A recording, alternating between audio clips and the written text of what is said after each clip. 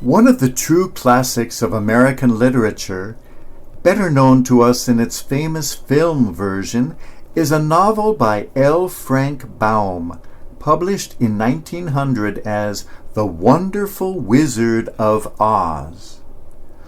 All of us grew up with the Judy Garland movie, whose characters have become almost household names. It is basically the story of four individuals traveling together, searching for something. But each of them is looking for something different. One, a lion, is looking for courage. A scarecrow wants to find a brain. The Tin Man, a heart.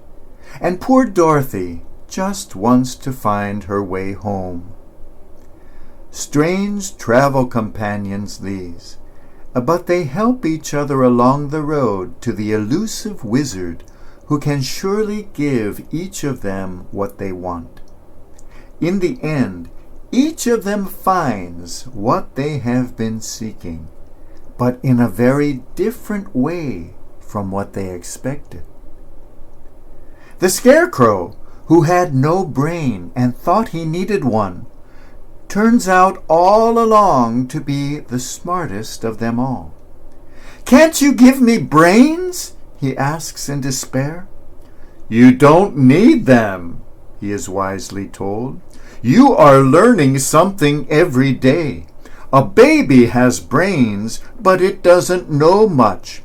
Experience is the only thing that brings knowledge, and the longer you are on earth, the more experience you are sure to get." In the end, it is he who is appointed ruler of Emerald City. The cowardly lion felt inadequate because he was afraid. He thought what he needed was courage. What he came to discover was that courage does not mean lack of fear at all, but rather acting in the face of fear. And this he has been doing all along, truly the most courageous of them all. "You have plenty of courage," he is told. "All you need is confidence in yourself. There is no living thing that is not afraid when it faces danger. The true courage is in facing danger when you are afraid, and that kind of courage you have in plenty." The Tin Man was so sure he needed a heart because everyone else seemed to have one. He is told, "I think you are wrong to want a heart. It makes most people unhappy. If you only knew it, you are in luck not to have a heart." And he comes to realize that with or without a heart, he was all along the most tender and emotional of all of them. Then there was Dorothy herself. All she was looking for was a way home, and she finds it right within herself. What she sought was right there all along. She learns an important lesson, the lesson all of them had learned.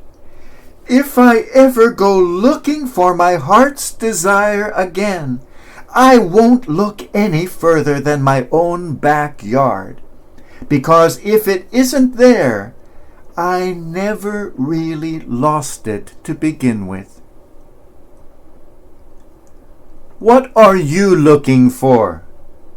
Do you find yourself searching, not quite knowing what it is you are searching for? Perhaps you find yourself in a store, maybe that big store we call life. The salesperson tries to be helpful, and you get rid of her by saying, "Just looking." But maybe you really mean it. You really don't know what you are looking for.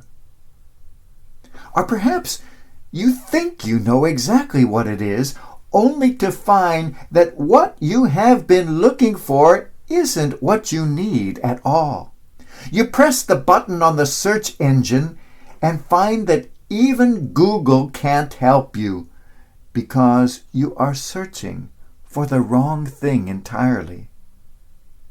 Or then again, you look far and wide for something you thought was lost or far away or impossible to reach, only to find that it has been right with you the whole time.